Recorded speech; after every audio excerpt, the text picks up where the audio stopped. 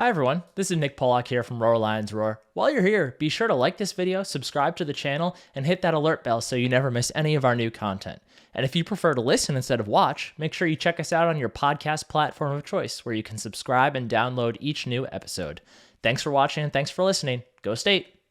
Hi everyone, welcome to this edition of Roar Lions Roar. I'm your host Bill DeFilippo, joined today by my co-host Nick Pollock. Nick, what's going on? Nothing much, the Mariners are unfortunately eliminated now. Penn State's not in a great place.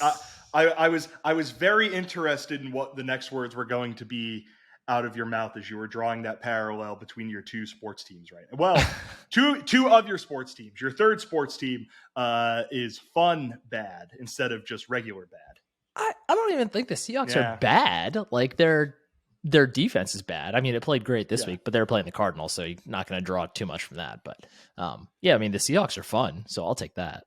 I can think of an immediate way to upgrade the offense of the Arizona Cardinals. Nick, can you think of what that is? Adding DeAndre Hopkins? Well, that. But who's their starting quarterback? Yes. There's never a bad time to, make the change. When you can make the change from Kyler Murray to Trace McSorley, you just got to do it.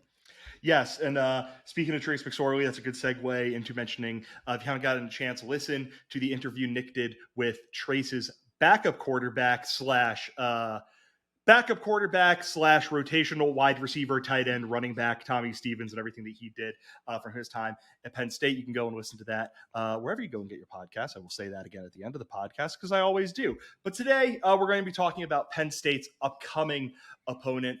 The Minnesota Golden Gophers should be an excellent game, whiteout game in Happy Valley.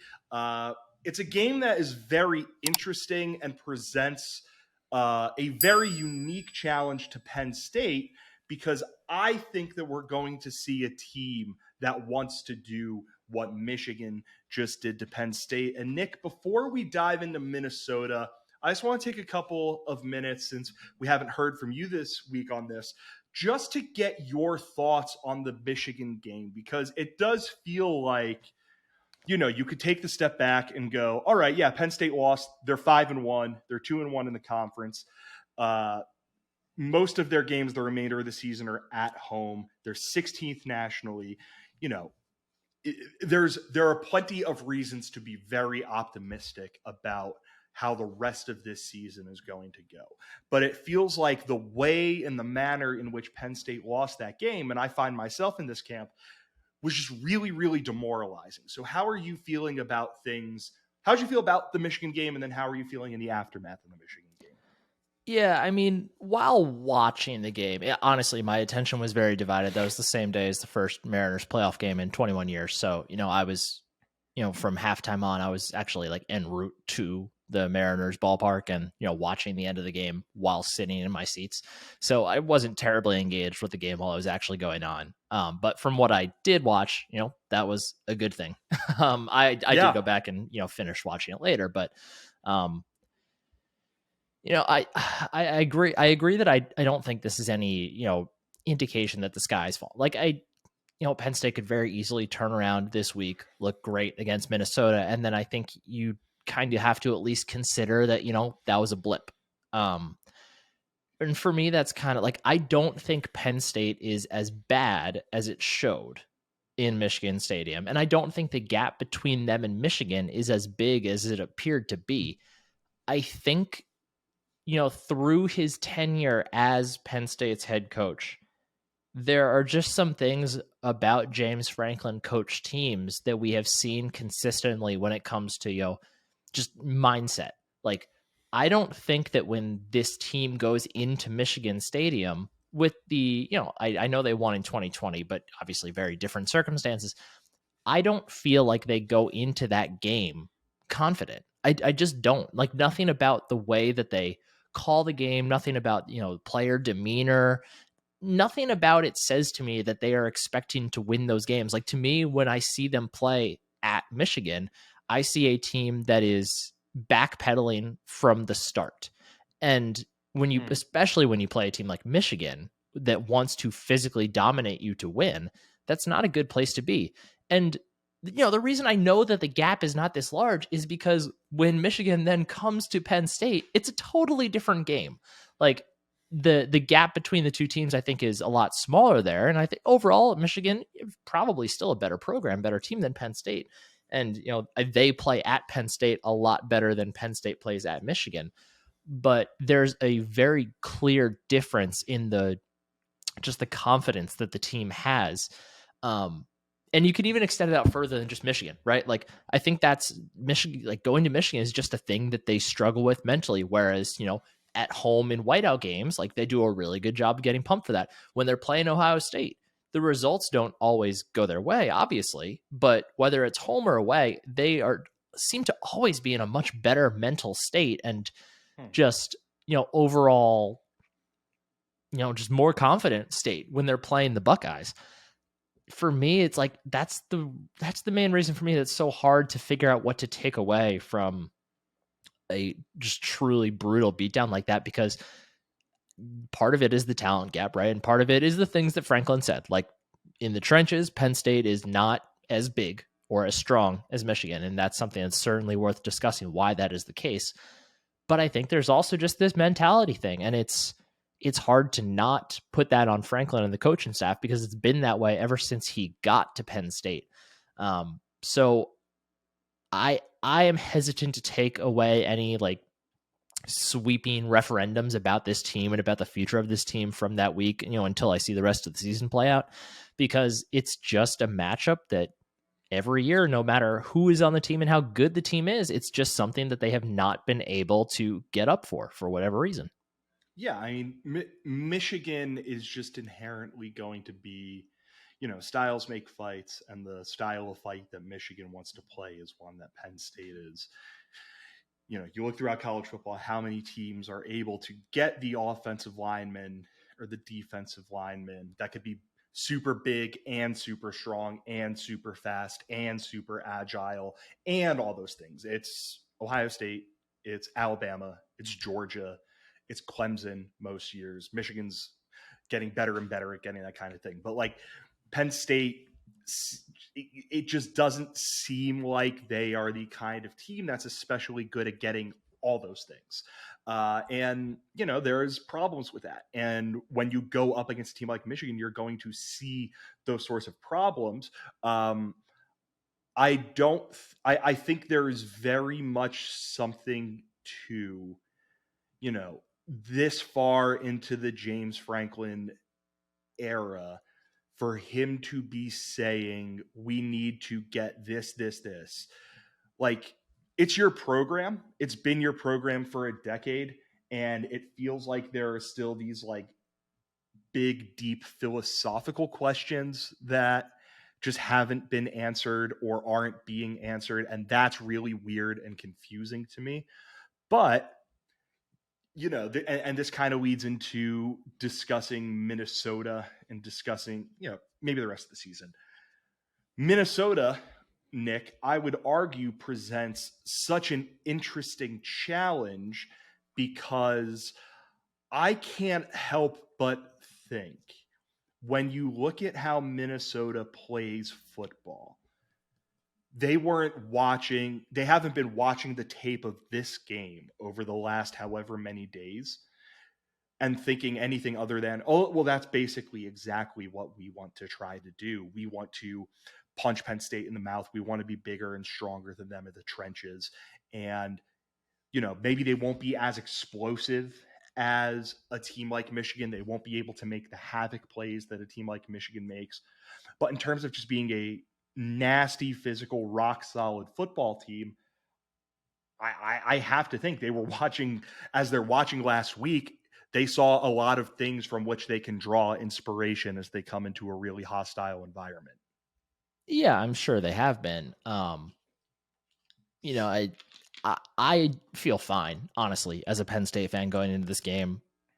Mostly because I think that, to the opposite of the point I was just making, I think James Franklin does a really good job of getting his team amped up for the whiteout game and for that big home game of the year. And yes, obviously I would assume that Minnesota is going to emulate exactly what Michigan did because, like you said, they're they're just a leveled down version of Michigan. Like they want to play the same way. But I think they are more of a leveled down version of Michigan than maybe a lot of people are giving them credit for. Like, I think that is a significantly worse football team than Michigan.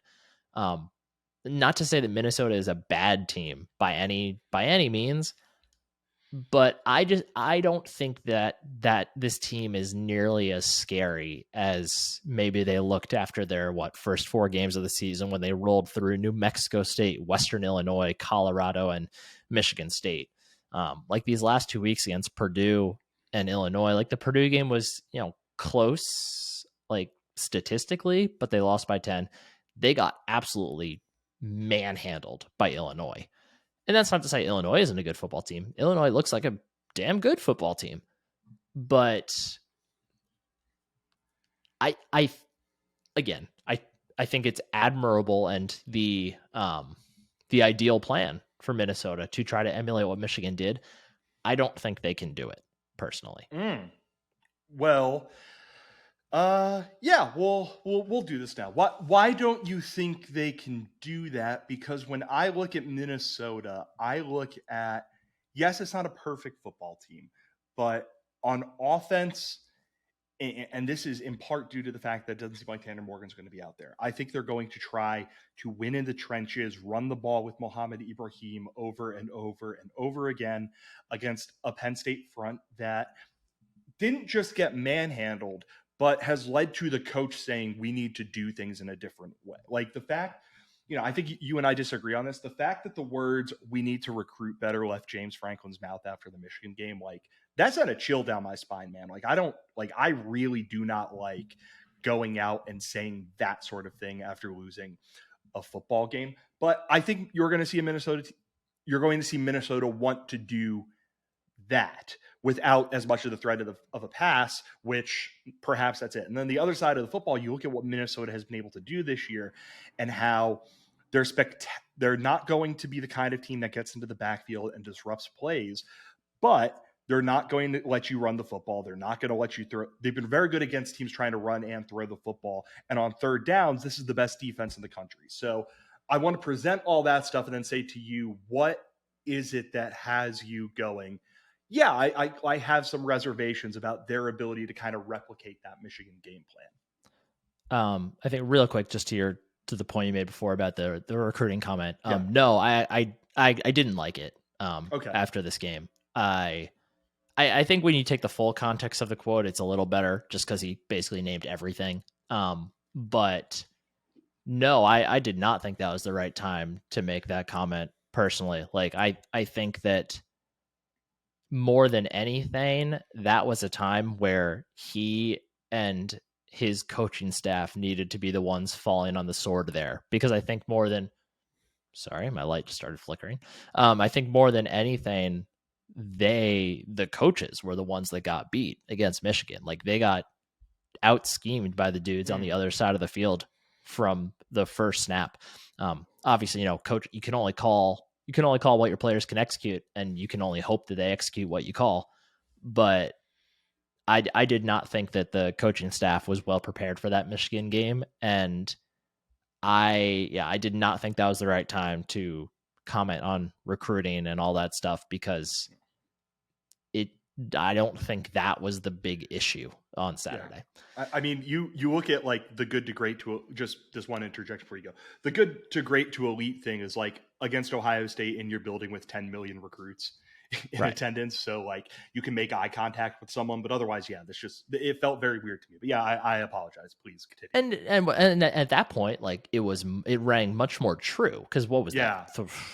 3-4 years ago? Was 2018. Yeah, it felt like they were a half step away from being there, and this team currently feels like they are 2 or 3 steps away. Yeah, but like if you look at the start, I pulled up the numbers. I forgot exactly what it was now, but if you look at the starting offense that Penn State ran out against Michigan on Saturday, I believe every single player that was a starter was a blue chip recruit, with the exceptions of Mitchell Tinsley. I assume he wasn't a blue chip recruit. Yeah. With the exceptions of him, Olu Fashanu, who has become a potential NFL early draft pick. So I don't care that he was 3 stars at that point. And then Hunter Brenton Norzad. Strange, I think And was. Hunter Norzad. Oh, and Hunter Norzad. Yeah, I forgot Norzad playing. Yeah, Hunter Norzad, and then Brenton Strange, who even he was like right on the precipice of 4 stars. And again, he's a future NFL dude. So, like, talent was not the issue in that game, like in my opinion.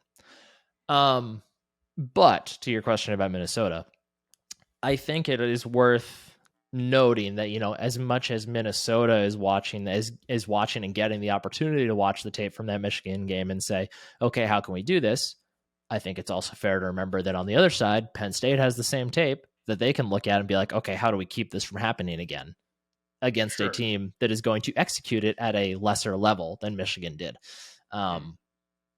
I expect to see Penn State basically let all their corners go single coverage man-to-man all game. For one reason, because I think that they got shown last week they need more resources to stop the run. But also, Minnesota's pass catchers aren't as good as the ones that Michigan has. But it's, for me, it's, again, for the main reason I feel confident that they'll be able to keep Minnesota from they're not going to totally shut them down, but I think they will keep from happening what happened this past week. Because again, I don't think the gap between Penn State and Michigan is as big as it appeared to be. So when you add in the home game, when you add in the whiteout, when you add in hopefully a better mentality, because this is actually going to be a really interesting experiment, because the two things that we know about James Franklin teams, one, they always get up for the whiteout.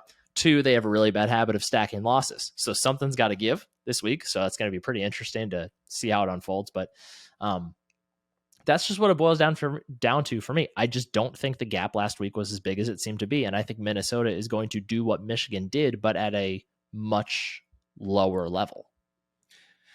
Interesting, because I can see a scenario where Minnesota basically goes out there and says, we are happy with 4 yards a pop, 5 yards a pop. We trust Mohamed Ibrahim to be able to get that for us, and him and our offensive line, both of which are very good, to get that time and time and time again. And then on the other side of the football, I think that they are just going to trust their fundamentals and trust the fact that they, again, Minnesota has not been the kind of defense that is going to go out there and create havoc play after havoc play after havoc play. You look, they are tied for 70th nationally in takeaways. They are 127th in tackles for loss. They are 113th in sacks. But having said that, you look at where they are in yards per carry. They're middle of the road. They're about 3.71 yards per carry, which is 47th nationally. They are 6th nationally in passing yards allowed per attempt, and then first nationally in third down percentage. I think this is going to be a game where Minnesota is going to come out, Nick, and basically say, we trust the stuff that we are capable of doing is a very good matchup against a Penn State team that, on one hand, it has a big talent advantage, but on the other hand, they've kept Sean Clifford upright pretty well this entire season. Mm-hmm. And despite that, they've had some troubles running the ball, especially the last couple of weeks. They've had some troubles throwing the ball for large stretches this season. And there doesn't seem to be an offense in college football that seems to enjoy being in 3rd and 8s more than the Penn State Nittany Lions. So I generally agree with you. I think that, like you said, the fact that Penn State stacks losses, and let's face it, in all likelihood, Penn State is losing next week. In all likelihood, Penn State is losing a big noon kick against Ohio State. Mm-hmm. So if they lose this game, you could just write in pen that they're losing next week. I could argue, going up against the fact that when Penn State plays in a whiteout setting, it tends to find that extra gear that feels like it is missing so frequently. It's a really interesting thing, a couple of things to go head to head. And we're going to talk about all of that in a second. But first, Nick, we have some bills that need to be paid. And the best way to do that is by reading the ad for our sponsor, Home Field Apparel. If you have been listening to the pod throughout the season, you know that our podcast is sponsored by Home Field Apparel, a group of Indiana fans based out of Indianapolis that create premium collegiate apparel. They're very fun to follow on social media, so make sure you are doing that. And then, of course, make sure you're purchasing their shirts, which are comfortable. They're unique. They have really cool and interesting designs that make you feel a little bit closer to your school. Nick, ever since they released their Penn State line, it has been a little bit concerning how frequently I have gone out to purchase Home Field Apparel gear. Yeah, I haven't gone back to make a second purchase yet, but I do. So whenever I buy like a new shirt that I really, really like, when I put it in the wash, I never let it touch the dryer because I'm terrified of it shrinking. So pretty much every week in my house, there is at least one Home Field shirt sitting on the drying rack because I'm terrified of it shrinking because I love it so much. They're all awesome shirts. I have Penn State stuff and Wazoo stuff. I love it all. Yes, I recently purchased one of their crew necks. Do you have any of those? I don't, but my wife does, and she loves it. She thought she lost it after wearing it once, to which I was horrified at, and then she found it in her car, just like I said she probably would. So, hey, big win for me. We love when a husband and a wife have a minor tiff. So if, as you notice from there, they do have a Penn State line of gear. There are 15 pieces of apparel in all. And if you are a new customer, please use the promo code ROAR, Lions Roar, one word, all uppercase, to get 15% off of your first order at Home Field Apparel. Again, promo code ROAR, Lions Roar, for 15% off of your first order if you are a new customer. Thank you very much to Home Field Apparel for sponsoring this podcast. And now, Nick, let's get into this by just talking about the big thing that you are keeping an eye on both sides of the football. And we'll start with giving a little bit of context to Minnesota. The Gophers this year, 4-2 on the season, started the year like a bat out of hell, like you mentioned, winning their first 4 games and looking quite good doing it. They became kind of a sexy sleeper team to talk about in the college football playoff picture. But then some injuries started to pile up. Their standout wide receiver, Chris Autman-Bell, suffered an injury that will keep him out for the season. Last week against Illinois, starting quarterback Tanner Morgan suffered an injury that appears is going to keep him out of this week's game. And despite that, the Gophers, they are the best 2-loss team in the country by SP+. They are 10th nationally, 45th on offense, 3rd on defense, 66th in special teams. They're just a really good, really solid football team. And Nick, as we're talking about the big thing that you're keeping an eye on both sides of the football, when we start with Penn State's offense against Minnesota's defense, the Nittany Lions, it hasn't been pretty for them on offense. 43rd in offensive SP+, going up against a really solid defense. What is the big thing that you're going to be keeping your eye on when that matchup is playing out? I think how committed they are to the run game, and 2, how they deploy it.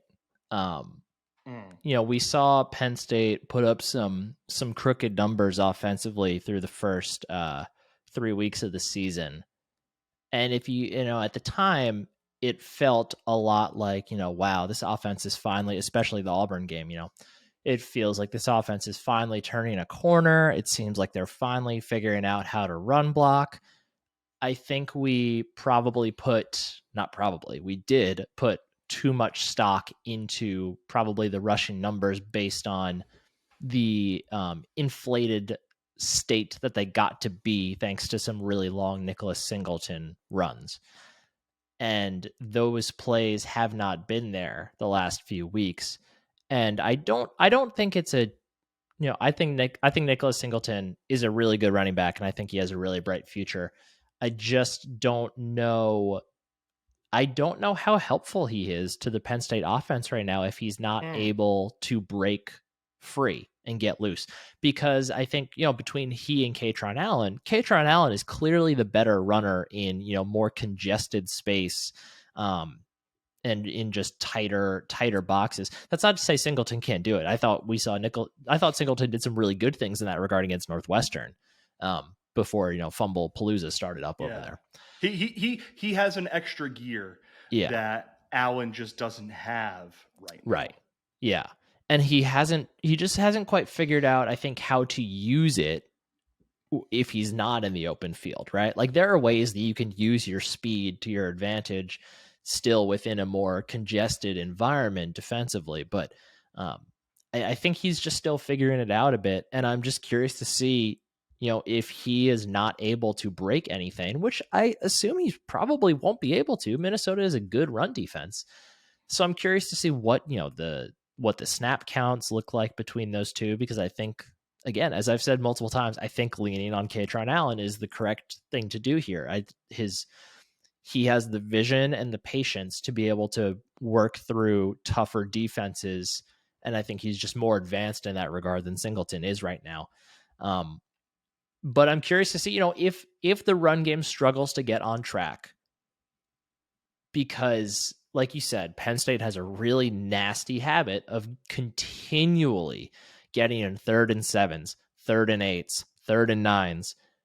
And that's typically because on 1st or 2nd down, they ran a run play that went for 1 yard or no yards. Like right now, every time Penn State gets the ball offensively, what I'm expecting is a 1st down run for a maximum of 3 yards, an incomplete pass on 2nd down, and an incomplete pass on 3rd down. Like that has been their script basically for the last 3 games, honestly. So I'm curious to see if it gets to a point where they are just continually running into a brick wall.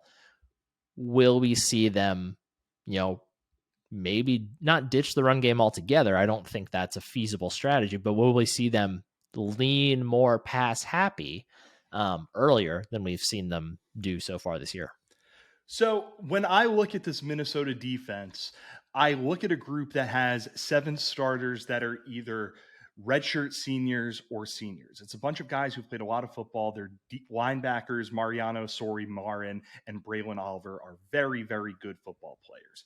And I think that's reflected in the fact that when Minnesota is going out there, I just read off the numbers about sacks, tackles for loss, and turnovers. They're not a group that's going to go out and try and force you to make mistakes and put you in situations where you can make mistakes. And for me, that's so often, like, that's just something that always concerns me with this Penn State team, because even though they are pretty risk averse, when you speed up Penn State's offense, when you speed up Sean Clifford or one of these young running backs or the offensive line, that's where I think they tend to run into trouble. And that's where Clifford, he's better at just burning it instead of taking a sack or trying to extend a play or throwing an interception. But that's where those situations tend to present themselves. The 3rd down thing is the biggest one of that is this football game. Penn State 105th nationally on 3rd down, converting 33.8% of their attempts. And Minnesota, as I mentioned, 1st nationally in opposing 3rd down conversion percentage, 21.9%. The team that comes after them is Alabama at 25.2%. The gap between Minnesota and Alabama, a little more than 3 percentage points, is about the same as the gap between Alabama and the team that's in 12th. So something Mike Yurcich said while meeting with the media today, he was asked about staying on the field longer, extending drives, that sort of thing, which Penn State sucked at last week. Penn State was terrible at staying on the field against Michigan's defense. Yeah. And he said, it's very important. They're a very good 3rd down defense. So 3rd down's been a big stress point, obviously, for us this week. We have to improve in that area, especially going against such a tough defense in that particular situation. So that's big. But what helps you on 3rd downs is being efficient on 1st and 2nd down. So it all correlates. And Nick, when I hear that, it's weird, because to me, that is something we have heard out of James Franklin, Mike Yurcich. We heard it out of Kirk Shiraka when he was Penn State's offensive coordinator, out of Ricky Ronnie, out of Joe Moorhead. That has just seemed to be a constant for Penn State. So let's take a quick chance to dive into that. I don't want to talk about why Penn State has these 3rd down issues, because I think that kind of, Yurcich basically explain them by saying you suck on first and second down. Of course, you're going to have a hard time on third down. How do you expect Penn State to go out there this week against a good Minnesota defense and try to stay on schedule and avoid being in situations where they're in these third and extra longs? Or do you think they're kind of, for lack of a better word, going to throw their hands in the air and say, listen, this is just an environment that we're going to find ourselves in sometimes. We have to trust ourselves to make a play? It's an interesting question because I don't really think there's like every football team since the beginning of time has worked to, unless you're playing at the CFL, well, there's only 3 downs, has worked to avoid third and longs. And to Mike Yurcich's point, it's not about executing on third down. It's about executing on first and second down. I don't know, like there is no offense that is not trying to execute on first and second. Like, I don't know what to expect them to do differently. Like they are trying to avoid third downs. Every football team is always trying to avoid third down. Like, for as far as like a tangible difference in what Penn State does, I don't even know what that would look like. Like, yeah, is it a greater emphasis on like, is it the return of the bubble screen all of a sudden where you can get 3 or 4 easy yards most likely? Like maybe, but and something I was wondering while you were talking, I said I wonder if there's any sort of correlation between teams that are more explosive or teams that are trying to be more explosive, like Penn State, and third downs, because the more shots you take, the more shots you're going to miss, and the more like negative plays you're going to create most likely.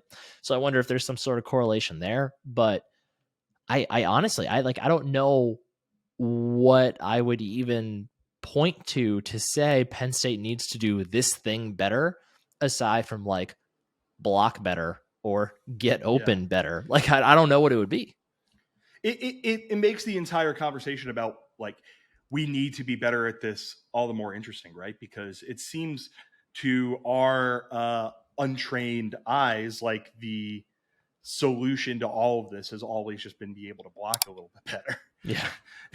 And for whatever reason, that's like, I haven't read anything in James Franklin's contract, but my guess is that there's something in there that says James Franklin isn't allowed to have a good offensive line. But when I think about all this stuff, the thing that just seems to make the most sense to me is to just find ways to scheme Parker Washington open, find ways to scheme Mitchell Tinsley and the tight ends open, and put your guys in position. We know something about James Franklin, and that is after the Wisconsin game last year, he said that, and I'm trying to find the quote. I can't find where it is, but Franklin had that quote, which was something to the extent of, when we win the big play battle and we win the turnover battle, we win games 97% of the time. I'm paraphrasing. I might not have the numbers right, but he's made clear those are the 2 metrics that they try to track. And at a certain point, and I understand the importance of big plays in a football game, I just wonder if they say we're not going to be hunting for big, especially because I just don't know if this passing offense in particular is really designed to go out and get big plays, Nick. Mm-hmm. It just feels to me like Penn State's offense needs to be a little bit more eager and accepting of the fact that sometimes the best thing that you can do is get 4 or 5 yards on a play. And if you do that, to bring it back to this game, if you are able to put together your offense in such a way that you're only getting 4 or 5 yards of play, that's great against a Minnesota defense that, as you mentioned, is allowing 5.6 yards per pass and 3.7 yards per rush. Yeah, it's a really good wondering, I think, about, are their priorities in the right place? because, they harp on it so much. They harp on the explosiveness so much. Like, we know, we're not in the room, but we know that that's what they're trying to do because they talk about it openly and publicly so often. And you're right. Like, they don't have Jahan Dotson. They don't have Saquon Barkley. They don't have Chris Godwin or Allen Robinson. They don't have that guy that is a threat. I mean, Singleton will be there and is almost there now, but they don't have that guy that is a threat to go 65 yards, 75 yards every single time the ball is in their hands. They just don't. Like, that's not who Parker Washington is. That's not who Mitchell Tinsley is. That's not who Katron Allen or Brenton Strange are, although I guess Brenton Strange did do it.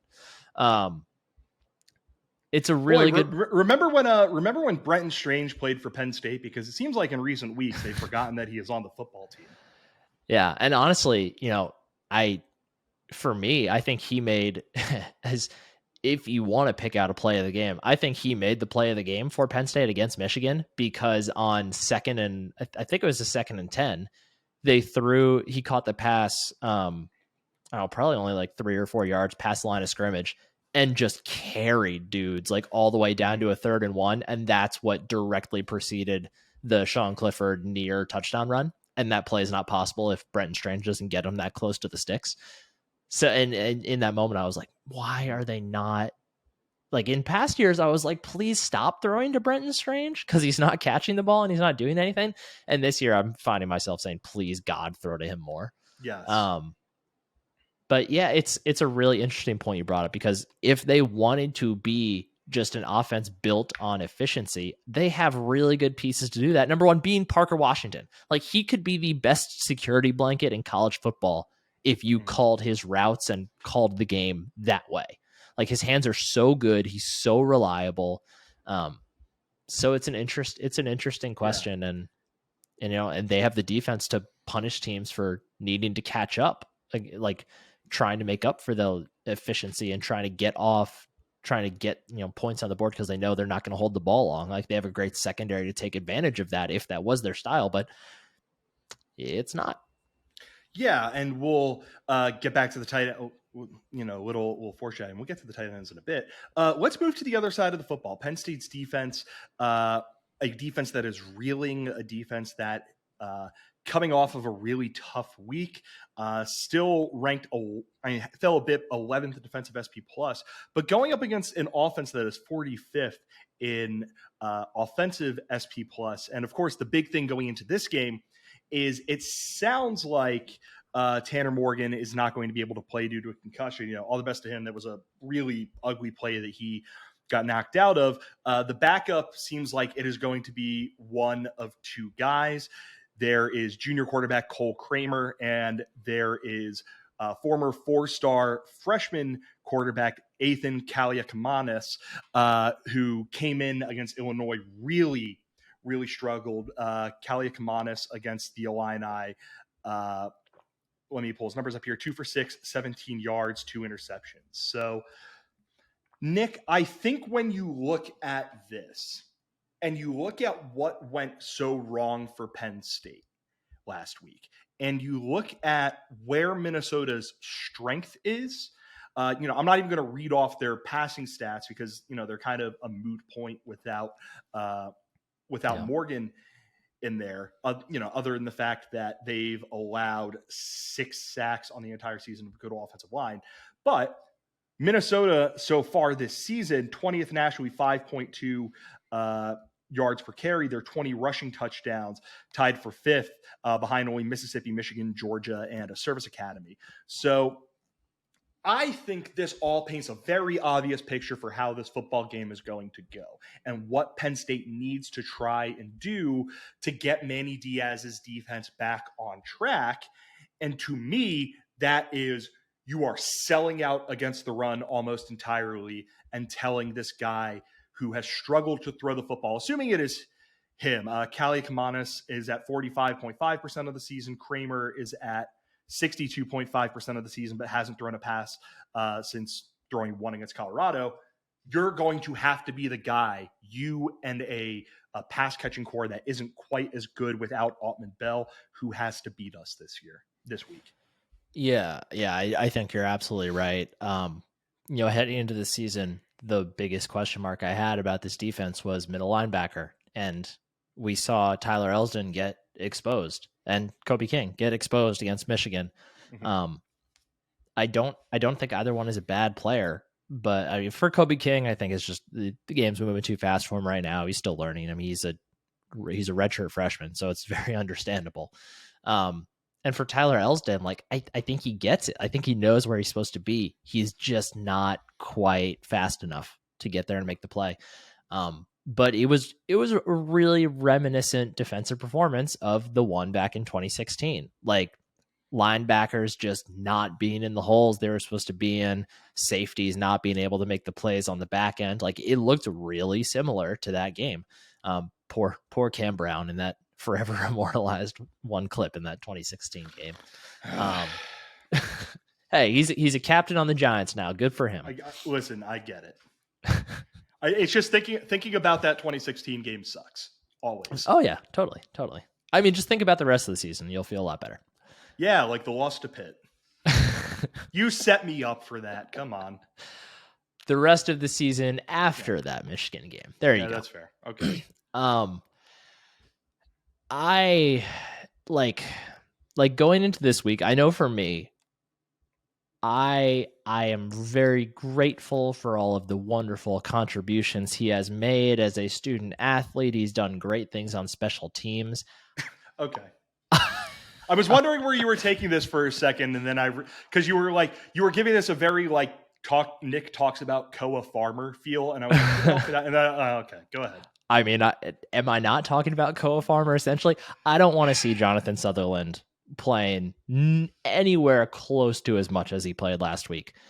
I would much, much, much rather have them play an extra safety, which I guess playing Sutherland essentially is that, but play an extra safety in the form of Jalen Reed or, I mean, Keaton Ellis I thought looked bad last week too, but I'd even rather have him probably.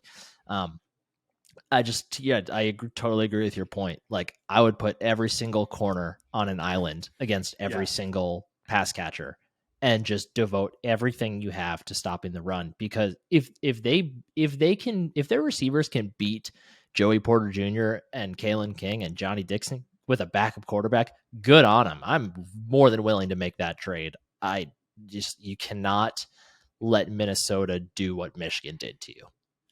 I'm inclined to agree. And here's another thing that I will say about Minnesota's offense. We mentioned that Altman Bell is out.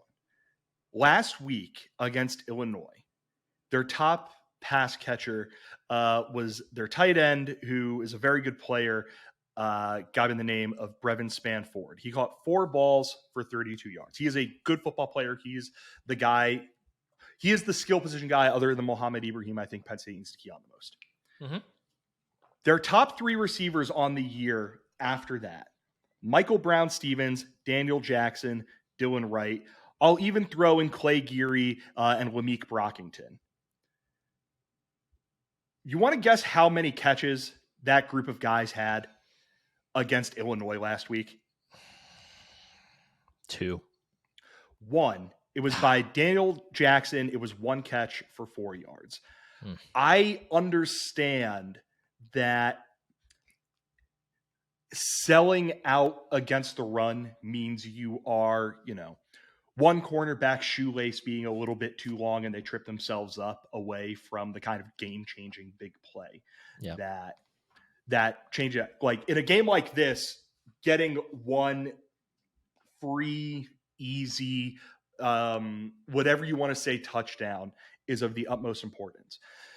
But having said that, if you are going to be throwing a freshman quarterback into his first ever start, a freshman quarterback who is 5 for 11 with no touchdowns and 2 interceptions, into Penn State at night in a whiteout, and you aren't daring the other team to throw the football, that is a huge mistake to me, especially considering Mohamed Ibrahim might be the best running back in the Big Ten. He's at 6.7 yards per carry, 104 carries, 694 yards, 9 touchdowns on the season. His backups, Trey Potts, 4.9 yards per carry, 3 touchdowns. Bryce Williams, 5.9 yards per carry, 2 touchdowns.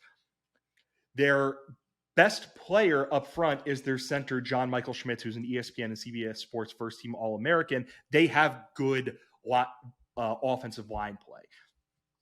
I think you need to put as much as humanly possible on this quarterback and make it so, there was a piece written this week in the Minneapolis Star-Tribune in which his high school coach said that this guy has that gunslinger mentality.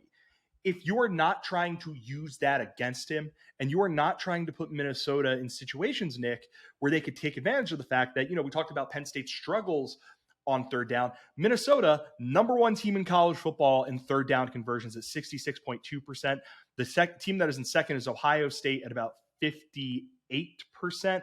The gap between Penn State and Minnesota is about the same as Minnesota and Ohio State is about the same as the gap between Ohio State and WVU, the team that is in 15th. So I know they want to have, they don't want to sell out too hard against this or too hard against that, blah, blah, blah, blah, blah. I think Schmitz is going to go out there and give their quarterback as much help as he possibly can with pre-snap stuff. I almost don't care, man. I think Penn State's singular goal in this game is to make Minnesota throw the football as much as they possibly can. Yeah. We've talked about this a lot before. There is nobody more aware of a narrative than James Franklin. Even he knows, you cannot lose to Minnesota at home in a night game and the whiteout by getting run over. You cannot allow that to happen. That is a death sentence for James Franklin. You cannot allow that to happen. You can't let them take the crowd out of it, because if they're going for 6 yards per pop, and that's kind of the other thing here. We are coming off of a football game. I apologize for interrupting you, but we are coming off of a football game where the opposing team gains 7.6 yards per carry. If Minnesota goes out there and scores a touchdown on the first drive with a backup quarterback because they just mowed through Penn State's defense with Mohamed Ibrahim, the anxiety, I'm several hundred miles away. You are several thousand miles away from State College. We're going to be able to feel the anxiety in that stadium from the couches upon which we're sitting. Yep. Yeah. It would be a nightmare scenario for sure. Mm-hmm. If they break off a big run, like a 50-yard touchdown run, fine. You can't do anything about that. But if you're letting them walk down the field with that 6-7 yards a pop, yikes. That'd be tough. Yeah. And I think there's going to be, a lot of Kirk Shiraka returning. They're going to want to do it for him, blah, blah. I think that's probably a bit overblown. Unless Kirk Shiraka is going in there and telling the troops, hey, guess what? We're going to listen, I need you to go out there and do this for me. Forget about you guys. Think about what I want. I think that's a bit overblown. I think it's a bit overrated. I mean, he was in State College for what, 8 months, if even. And they did him a little bit dirty. Neither here nor there. They did. I think we can all, even if we don't agree with some of the stuff he wanted to do offensively with turning them into RPO merchants, I do think he got done a little bit dirty. But I don't think there's going to be some added motivation to put on a show for coach or anything. No, like that. I think so many of the things that fans think matter don't actually matter all that much. There's that, making Minnesota think Drew Aller is going to be playing quarterback because Sean Clifford, whatever, all that stuff doesn't really matter. But I think there is, I'm not going to knock on wood because I have a dog, and Nick, as well as I do what happens when you knock on wood with the dog. My dog wouldn't do anything. My dog is fast asleep, but. Oh no, Australian Shepherds are wired differently, brother. But yes, I think that there is going to be some level of familiarity with how Kirk Shiraka wants to run this offense, how they're going to block, how they're going to do this and this and this and this, maybe at a level that you don't get from watching film. And hopefully Penn State's able to respond with that. But Nick, I think it's a good time to start to go into talking about players that we're going to keep an eye on.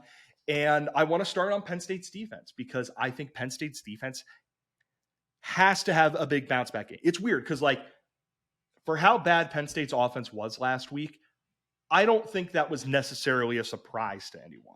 I think we all kind of go, yeah, Penn State's offense lays the egg in Michigan, whatever. I think Penn State's defense being as bad as it was last week probably was a bit of a surprise and a bit of a wake-up call for a lot of people because we went into this game thinking Penn State's defense was very, very, very good. So who are the players on the defensive side of the football you are going to be keeping the closest eye on as this game plays out and, are the ones who can maybe swing this in one direction or another? Yeah, I've got one at each level. Okay. Defensive line, I think it's Hakeem Beamon. Has to be.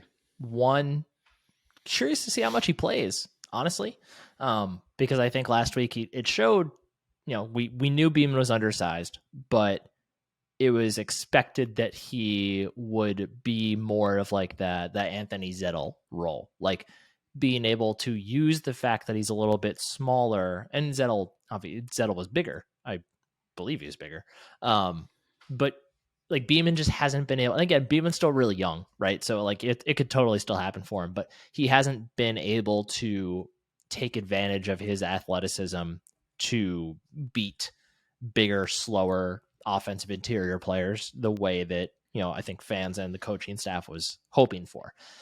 So really with him, I'm just curious to see how much he plays. Like, does Devon Ellies spell him for most of the game? Like, do we see anybody else in that role instead? So curious to see what happens there.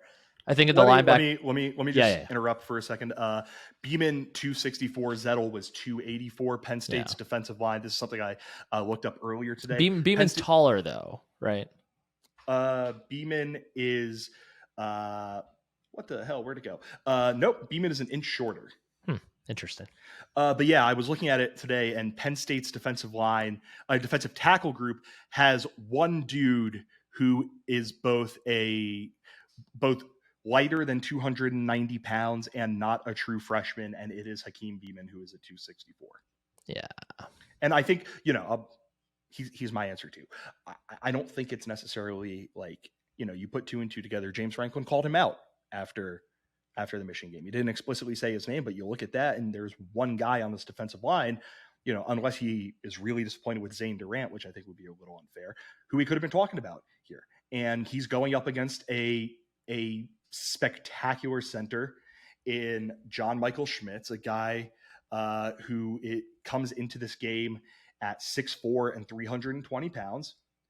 They're going to have their eye on him. They're going to try and steamroll Hakeem Beamon if he is in this football game. And like you mentioned, Nick, he has to deliver. He has to deliver, or else, Penn State's going to be in a position where it's, all right, Devon Ellies, Keziah Izzard, Fatorma Mulba, Jordan Vandenberg, whomever, we need you because the guy that we thought was going to be able to get the job done, just, he can't hold up here.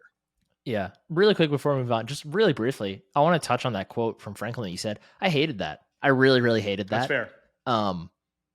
Because, and again, we still don't know why Beamon was out all of last year. Like, we don't know if it was, academic or something off the field or injury. I imagine by now we would have found out it was injury, but there could have been a reason, but like he was on the scout team the whole time. But what I mean is, like, was there a reason maybe that he wasn't as involved in strength and conditioning as he could have been? Like, was there an injury keeping him from doing that and getting bigger? But ultimately, like, you're the head coach. You are the one ultimately in charge of everything, and that includes strength and conditioning. If you don't want to play Hakeem Beamon because he's too small, don't play Hakeem Beamon. And if you want him to get bigger, get him on a plan that's going to get him to be bigger. Like, I really disliked that quote. Like, this isn't professional. Like, if it was a quote from like an NFL head coach talking, then that's fine. Like, because at that point, those dudes are so independent. Like, it's really is a lot more on them. But this is a college kid, and what he does as far as, workout routines and how you use him is ultimately up to you. And like, you have way more control here. And I just didn't like calling him out for being small, because you can change that. Yeah. Well, Of course, it's worth mentioning he didn't specifically call him out for being small, but Right. you look through everything and it's like, well, who the hell else could he be talking? Maybe he has some really strong thoughts on Adisa Isaac being 243 pounds, but seeing as how he specifically mentioned Aaron Donald, that does seem like a bit of a giveaway. But yes, let's talk linebackers. Who you got? Yeah, linebacker. I mean, the obvious answer is whoever's playing Mike, I think, between Elsdon and King. But for me, it's Curtis Jacobs, because to me, he's been a Jag this year. He's been just a guy. As far, like, I know he had the interception last week.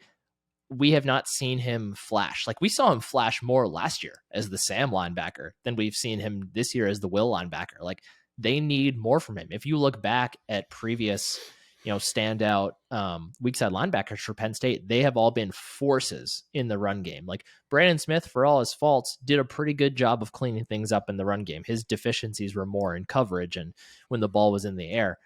Micah Parsons, I don't want to compare anyone to Micah Parsons, but obviously Micah Parsons was an animal against the run. But you go back for it, like Brandon Bell really made his money against the run. Like, we haven't seen Jacob, and again, to continue to qualify this, still a young player, still can grow, but he has been ordinary, I think, in that new role rather than the standout that they need him to be, because that linebacker group is the weakest group on the defense, and they really needed and need him to be more than he has been so far. That's fair. And like, for me, the only guy I was going to mention here was Beeman. So who do you have in the secondary? Yeah, the last one for me is it's not anyone specifically. I'll just say the safety group, because for the deficiencies of the linebackers, we know that there are going to be running backs to get through the second level, and we just need to be able to count on the safeties to be able to clean things up and not allow 7 to 10 yard runs become 20 to 25 yard runs. And I don't think they were very good at that last week. Blake Corum's a monster, I get it, but I need to see more from that group in terms of just capping big plays. Okay, interesting. I think that's all fair. I mean, my answer is Beeman, and then just everyone, please, for the love of God, tackle better. But neither here nor there. Let's move on to the other side of the football, and I'll start here. And for me, that it's Penn State's tight ends room, and maybe not so much Penn State's tight ends room and the guys themselves, but Mike Yurcich and how he uses this tight end room. I mean, we remember during the Purdue game, Joel Klatt basically said something to the extent of, Mike Yurcich told me this is, or James Franklin told whoever it was, told me this is Penn State's most talented tight end room. And Klatt said, yeah, well, you could say that, but like, we have to see it. We just haven't seen you use it. And I'm going to just read this quote that Mike Yurcich said today, where he was asked about using the tight ends a bit more. He said, yeah, we can get to them a little bit more, I think, for sure, depending on who you're playing from week to week and how they match up. But yeah, we have a plan every week to get our tight ends touches and need to continue to build on that and make them a big part of this offense. They're a very talented group. The thing about tight end touches and some of the things that are challenging, just to me, to be an open book, is sometimes you'd like to chip tight ends, especially in a drop back passing games, so you can help a tackle out.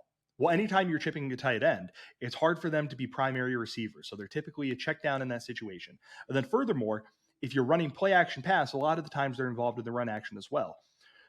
So to be able to get the tight ends, a lot of the times you have to drop back pass. We're running into an area where play action pass is really important for us selling the run. And so therefore you're a little conflicted. However, to your point, it is very important to get them the ball. But those are things that maybe the layperson doesn't really fully understand, that an offensive coordinator does. Yeah, we want to throw it. We also want to help out our offensive line. And yes, we also want to play action pass, and then to find creative ways in order to get those tight ends freed up and make them primary receivers without risking the loss of yardage that happens on a typical drop back pass. And then he made some joke about losing his hair. I see that quote and I look at what this Minnesota defense does and how it is not one to do sacks, to do tackles for loss, those sorts of things. And I think, this is the exact week where, yeah, they're going to be doing a ton of rushing for or whatever, and you got to get your tight ends out there. I look at that one quote, one part of the quote, anytime you're chipping a tight end, it's hard for them to be primary receivers, so they're typically a check down in the situation. Take the goddamn check down, like with how Sean Clifford completed 3% of his passes last week. I'm happy for them to just feed Brenton Strange and Theo Johnson and Tyler Warren and be willing to pick up 5 or 6 yards in the passing game.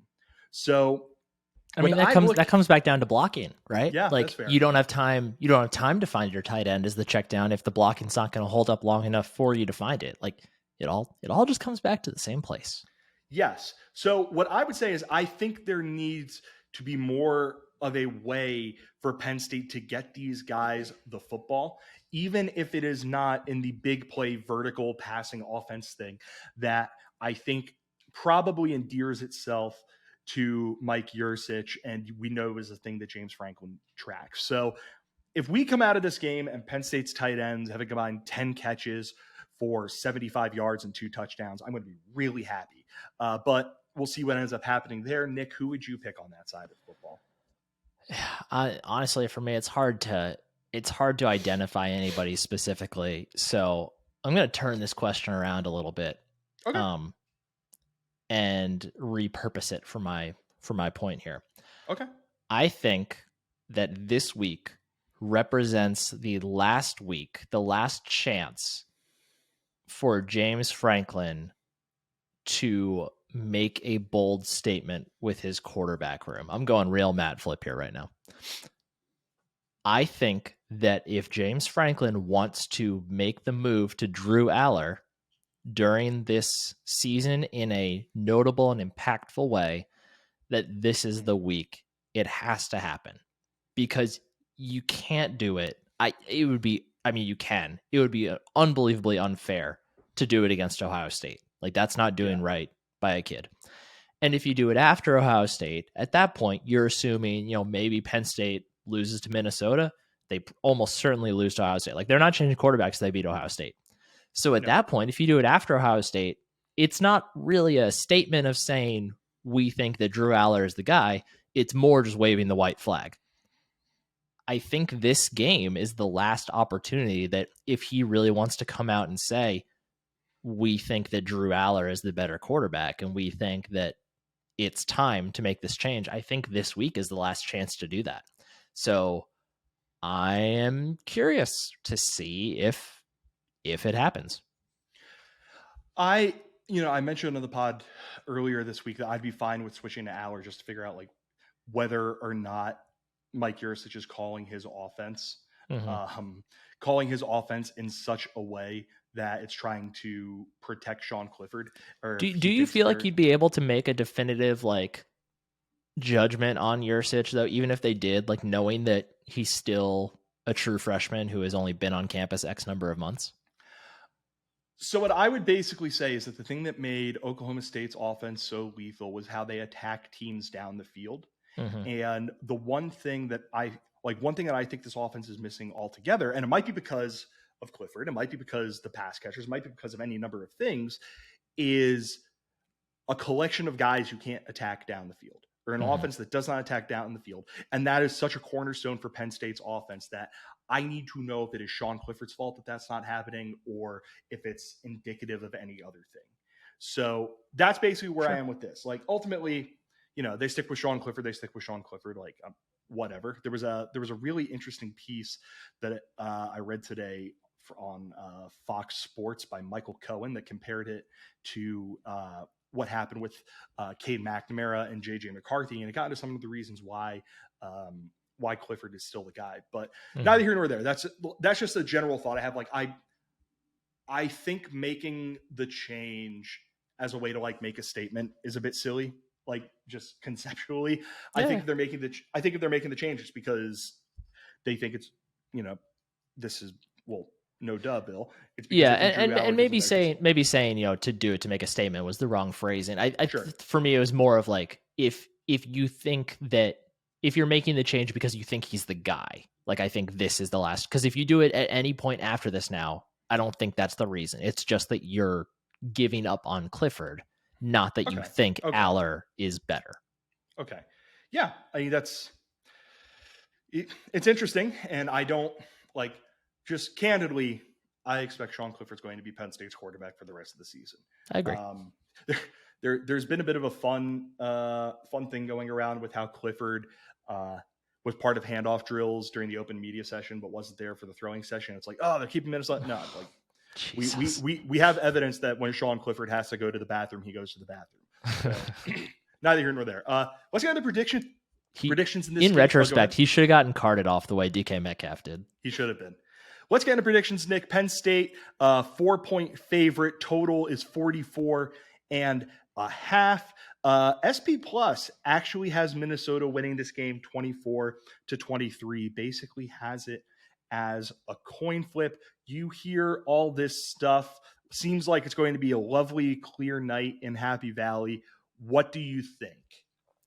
I think this, to me, screams of a classic Penn State gets outgained, but still finds a way to win type game. Like I think they will find a way to just. I think I can see like two really big, explosive, impactful plays, whether both offensively or one defensively, one offensively, or both defensively. Like I could see two big plays being the kind of the turning points for this game in Penn State's favor. I think like 28-24 sounds pretty dead on in my opinion. I do think Penn State will win. Like I said, I think that Minnesota is going to try to do exactly what Michigan did. And for all the reasons I've already stated, I don't think it's going to work. I don't think they'll be, unsuccessful totally or anything. Like I think they'll put up points and I think they'll put up plenty of yards, but the fact that Tanner Morgan's probably not playing, it just doesn't bode well for them. But I don't think that Penn State, I don't think they're going to do what we said. Like I don't think they're going to devote as many resources to stopping the run as we would like to see. So I would be surprised if Ibrahim didn't get his. I think he's on 14 straight games going over 100 yards. So I don't think that streak's going to end. So I think that Penn State will win. I think that it will be a game where it's, statistically, it's going to feel like it was closer than it was. So ultimately, I think it won't be like a nerve-wracking situation, but, in the aftermath, it'll look like it was a pretty even game. Yeah. Interesting thing I just noticed is that spread is 4 points and 75% of the consensus is on Penn State to cover that spread. So I guess that makes it like Whiteout, backup quarterback. That makes sense. Yeah, that's fair. I think I'm going to pick Penn State something gross, something like 20-14. I think, like you mentioned, Ibrahim is going to get his, but I don't think that with a backup quarterback, Minnesota is going to be able to keep them honest enough. And then the other side of the football, I don't know, I'll be candid. I'm not 100% sure how Penn State gets to that point, how they get to that 20-point mark. But I think that means 2 touchdowns and a lot of Jake Pinniger, and that sounds about right for me. I think Penn State needs Sean Clifford to have one of those games where, it's like Auburn, where he's completing a high percentage of his passes for not a ton of yards or yards per attempt and maybe 1 or 2 touchdowns with no turnovers. Mm-hmm. That's their path to salvation. I can easily, Nick, see a scenario where Penn State loses this game, in part because we just saw it. I can very easily see that happening. Yeah. But, go ahead. Yeah, I just backup quarterback, Whiteout makes me struggle to see it. I was going to say, but ultimately, the fact that Minnesota is not going to be running in there with a guy who, for all the talk about why not just, have Drew Auer be the guy from game 1 against Purdue, I think this is going to be, Drew Auer is more talented. This is going to be a pretty good example I think it'll be a pretty good example of why you don't do that sort of thing. So should be a fun one. Nick, do you have any final thoughts before I wrap it up here? No, just, sorry we went a little long today, folks. Thanks for hanging in there. Yeah, thank you very much to everyone for listening to this edition of the podcast. As always, make sure you're subscribing wherever you go and get your podcast. You can find the Linktree link in our Twitter bio. If you're on YouTube, please like and subscribe or follow whatever it is over there. Make sure you're hopping into that comment section and drowning out the Michigan men who found our episodes from last week, because Michigan fans are really going off in our comments section. And then if you're using somebody commented on Tuesday on the Michigan recap video saying, I think Michigan's going to win this game. So, yeah. So do that. Subscribe if you're on Apple Podcasts or Spotify. Make sure you're leaving us a rating and a review. Make sure you're following us on our Twitter account. And as always, make sure you are taking advantage of the 15% off promo code for first-time purchases from Home Field Apparel with promo code Roar Lions Roar, one word, all uppercase. One last time, thank you everyone for listening to this edition of the pod. For Nick Pollock, I'm Bill DeFilippo. Take care, everyone. Go State.